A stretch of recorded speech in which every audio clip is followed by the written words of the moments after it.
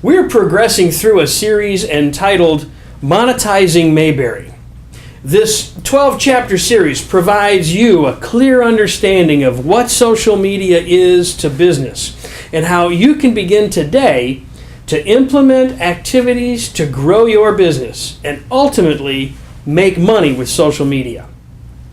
I'm Mark Bortz, and through this series, we'll hear from Matt Cost, one of our senior account strategists, as well as some very special guests.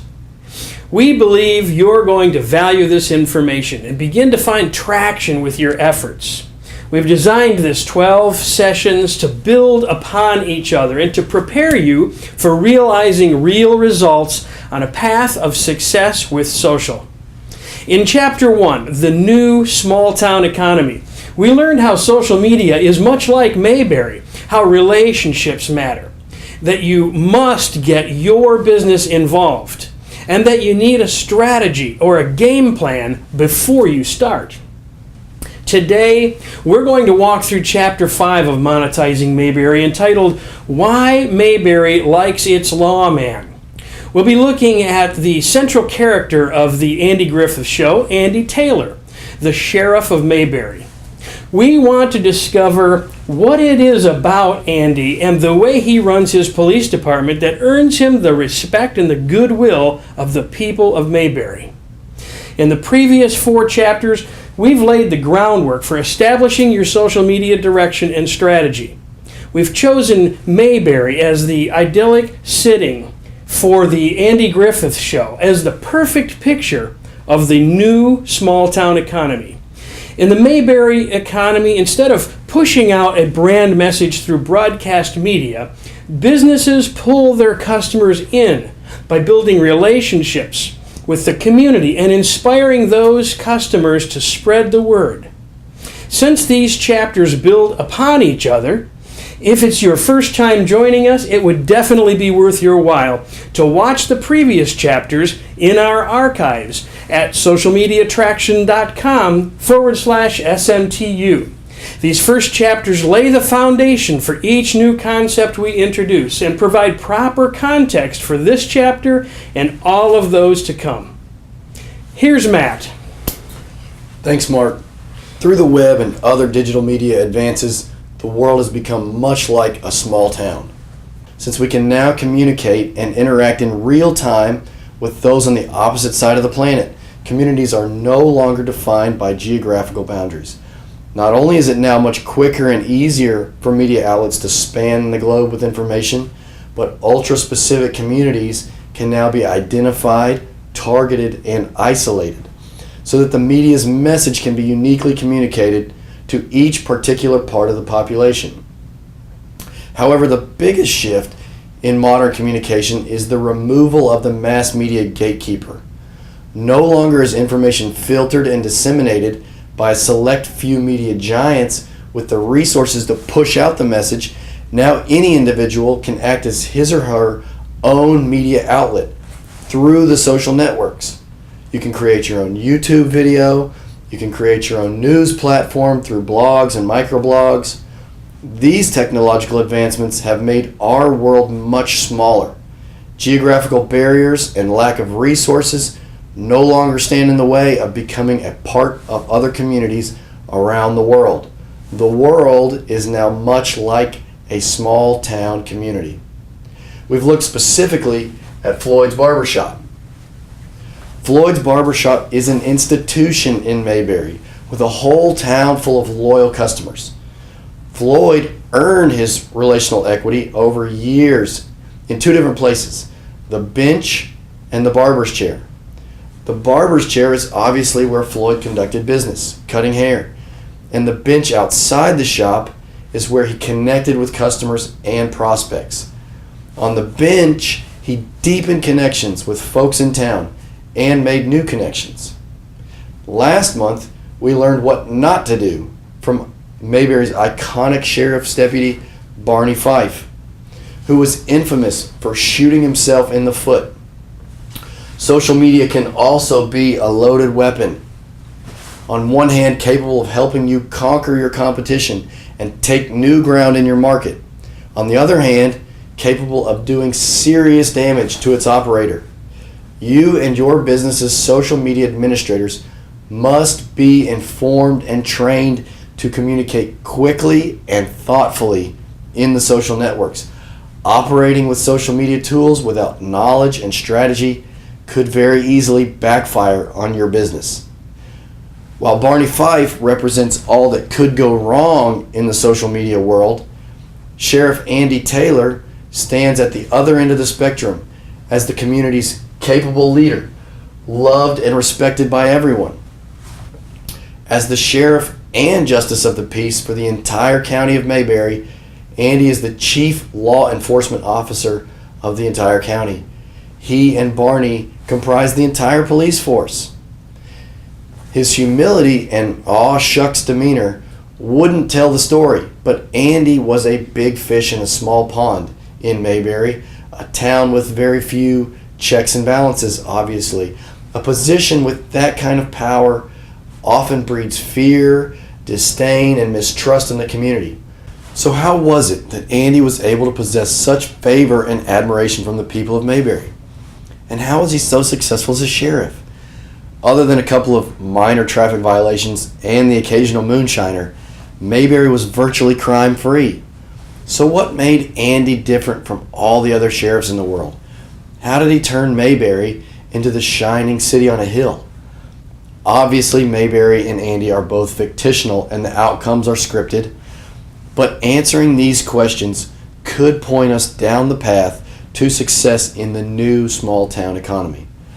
Simon Sinek, speaker and author of How Great Leaders Inspire Action, asks the same questions we're asking about Andy and about a few other success stories. Sinek looks specifically at how Apple has become the largest company in the world. He also looks at how the Wright brothers invented manned flight when so many other engineers were attempting to accomplish the same thing with more resources. And how did Dr. Martin Luther King bring so much change to America in such a short span of time when so many other activists and orators had tried for so long? The answer he points to as the source of their success is not what they did or how they did it.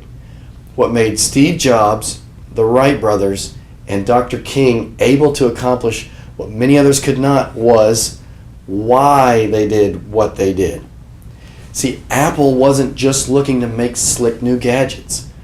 They were looking to break the status quo with technology that would change the way people went through life. Consumers who also wanted to break out of the mold identified with Apple's mission and gravitated toward every new product they introduced. Apple sold more than just technology. They sold an identity. Are you a Mac or a PC? The Wright brothers faced strong competition to become first in flight.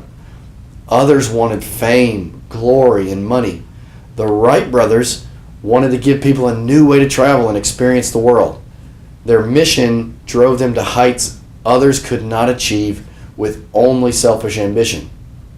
Dr. Martin Luther King Jr. was not the only activist and gifted speaker of his day.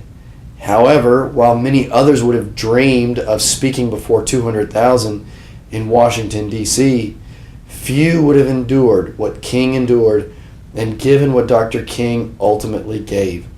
It was his mission that drove him. It was why he did what he did that made him a success.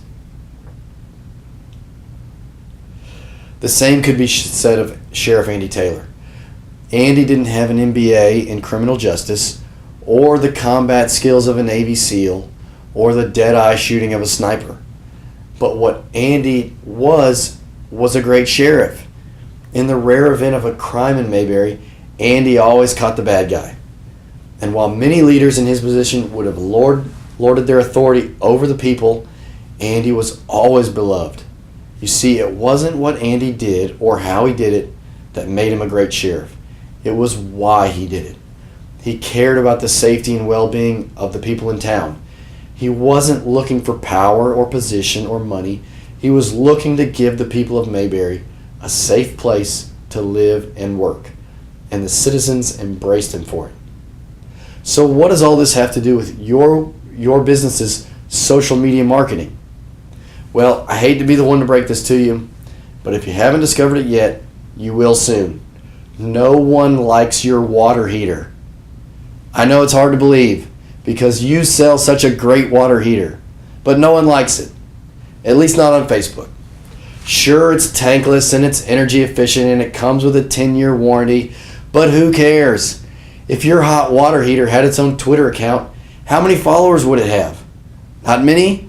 So why does your plumbing company talk so much about your hot water heaters on social media?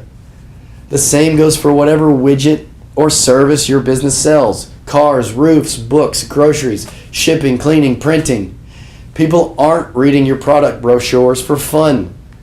If this is true, social networks sound like a terrible place to sell, right?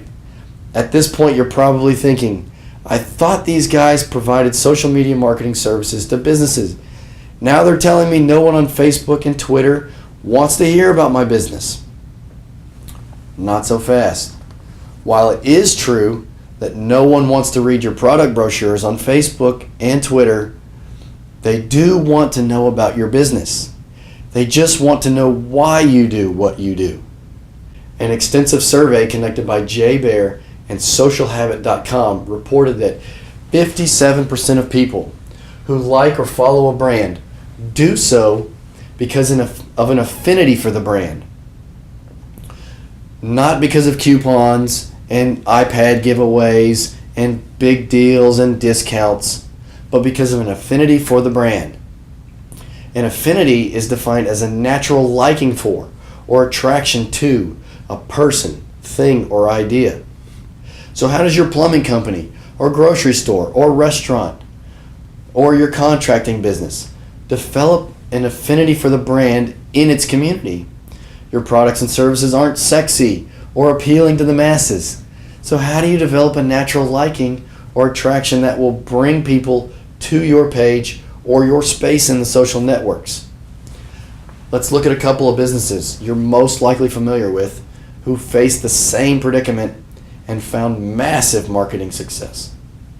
Red Bull is just another energy drink among many others in the convenience store, right?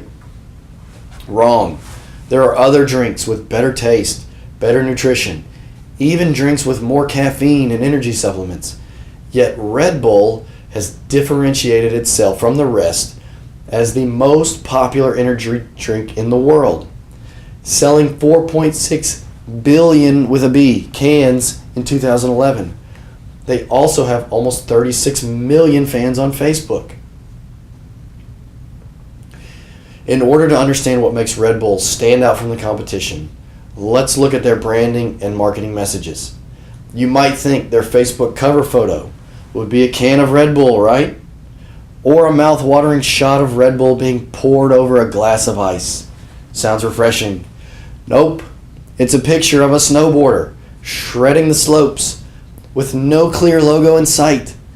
Their TV commercials aren't blindfolded taste testers raving about how Red Bull tastes better than the competition. Their commercials are clips of cars flying over the Grand Canyon and skydivers parachuting from outer space.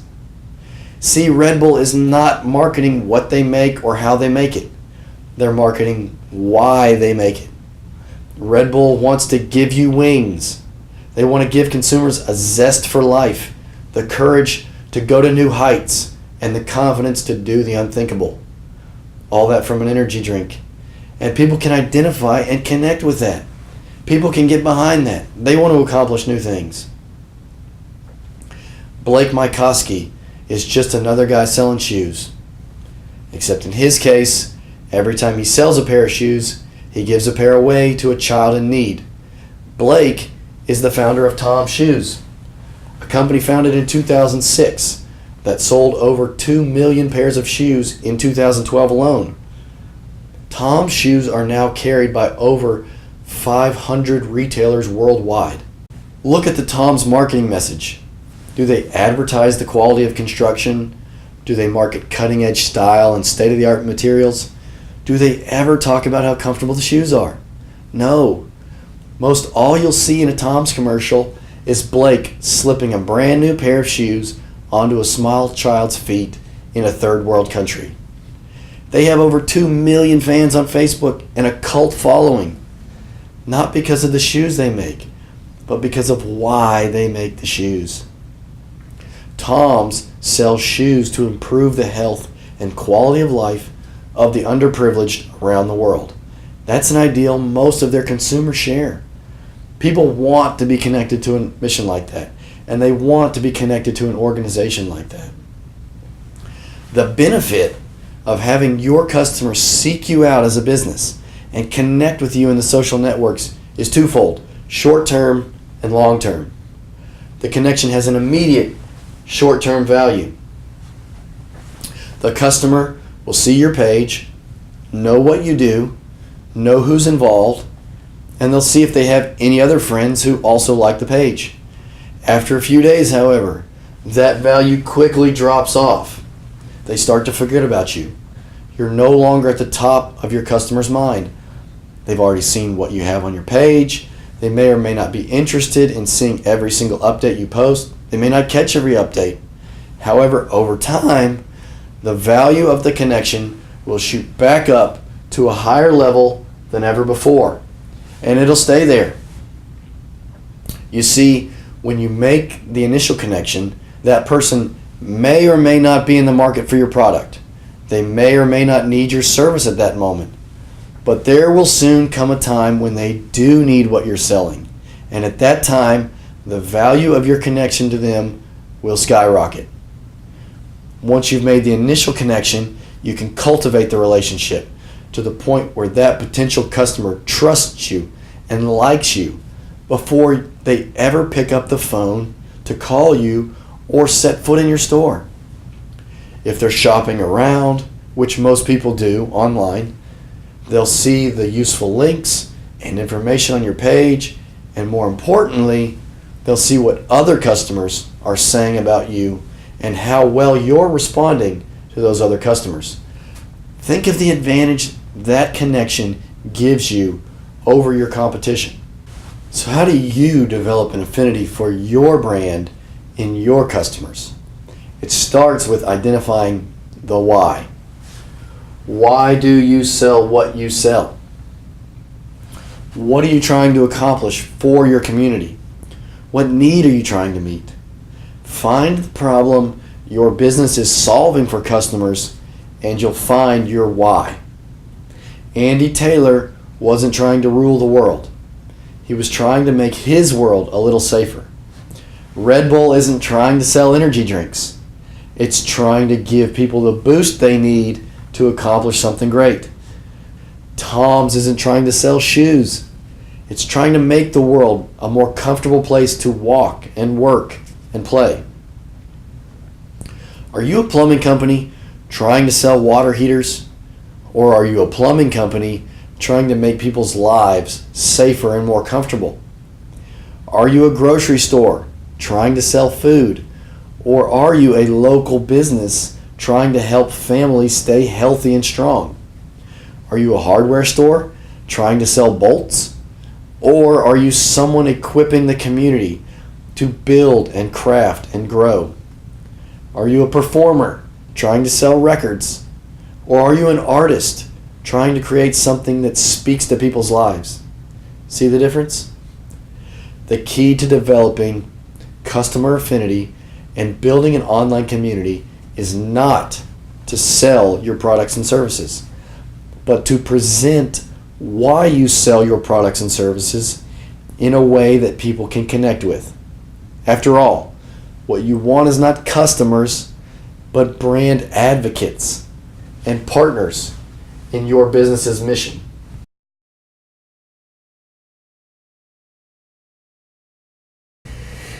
Over the next several months of Social Media Traction University, we'll unpack the principles of Mayberry. We'll provide you with the education and the application for you to understand and implement a successful social media communications strategy for your business. One that will actually help you make money. Both Matt and I, and some special guests, will lead you through the matrix of understanding, designing, developing, managing, and implementing. We believe that with the right elements, you will succeed and you will gain real benefits from your efforts. If you're an owner or a C-level executive, I absolutely encourage you to attend every session. It's critically important that you understand and support those that you have empowered to be social on your behalf. If you're an administrator, you'll absolutely want to be in attendance every step of the way. Your comments and feedback are very important to us, and we encourage you to email either Matt or myself, or give us a phone call if you have comments or feedback about Social Media Traction University. We invite you back next month on March 12th at 2 p.m. when we'll carry on the Monetizing Mayberry series with the session called Aunt Bee's Dinner Invitation. We'll see you then.